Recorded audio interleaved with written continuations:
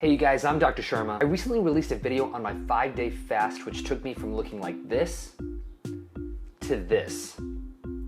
Now the whole fasting fad sort of took a little bit of a spotlight last year, but I really want to talk about the risks associated with fasting because I feel like not a lot of people talk about them. Now I see a lot of people wanting to do fast for longer than 3 days. And yeah, I know I did a 5-day fast, but honestly now I've been doing a lot shorter of fasts, really allowing my body to still cut away at glycogen stores, fats, and cholesterol. Because if you're constantly eating and constantly taking in calories, you're not really giving your body a chance to actually break down those macromolecules that you're consuming. There's also some pretty good evidence to suggest that fasting can actually lower cholesterol levels and glucose levels long term. I actually talk about some of those research studies, and I'm going to be talking about more about the TMAO levels that decrease in your blood in a different video. But I think people are just not talking about the risks enough, and that's what I want to talk to you about. So there's 6 risks that are associated with long-term fasting, and by that I mean fasting for at least 2 to 3 days. The first thing is electrolyte imbalances. Since you're not consuming potassium or sodium, 2 very crucial electrolytes found in our bloodstream and all throughout our cells, it's easy to get low levels of these during a long-term fast. 2 is gallstones. Yeah, that's right. Long-term fasting can cause gallstones in your gallbladder. It increases the risk for this. It doesn't necessarily mean that you'll get this. Your gallbladder is actually a sac that's located underneath your liver, which holds bile. Bile helps us absorb fats in our food. When you don't eat, there's not enough signal for gallbladder to squeeze and push out that bile into your intestines. And if that fat sits there for long periods of time in your gallbladder, it can turn into cholesterol stones. High stress cortisol release. When your body's under high periods of stress,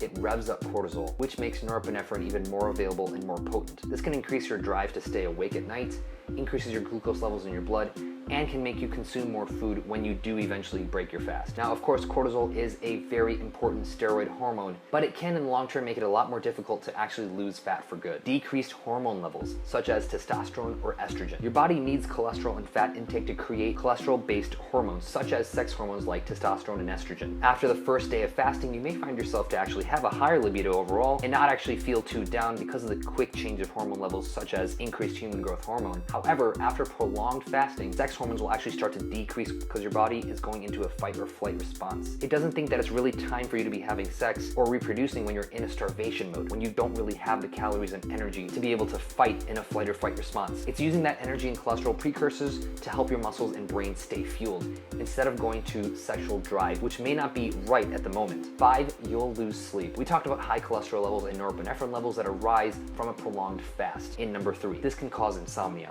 You'll find that it's actually very hard to sleep, maybe even after just 1 night or 2 nights of fasting. Eating a large meal after a prolonged fast can cause hypophosphatemia, or low phosphate levels in the blood. Phosphate is an essential electrolyte in our bloodstream and plays an important role in electrical neutrality across cell membranes. These are some of the really important risks that are associated with long-term fasting that you should really consider when you're considering doing a fast that's going to be longer than 1 to 2 days. Even beyond 3 days is when you're really going to start to see some of these potential side effects. Again, before embarking on any sort of eccentric diet or simply water fasting, be sure to talk to your doctor and make sure that you are fit and healthy enough to be doing something like this. Please like and subscribe for more videos. It really helps me know how I'm doing and helps me provide these videos and educational topics for you for free. As always, good luck.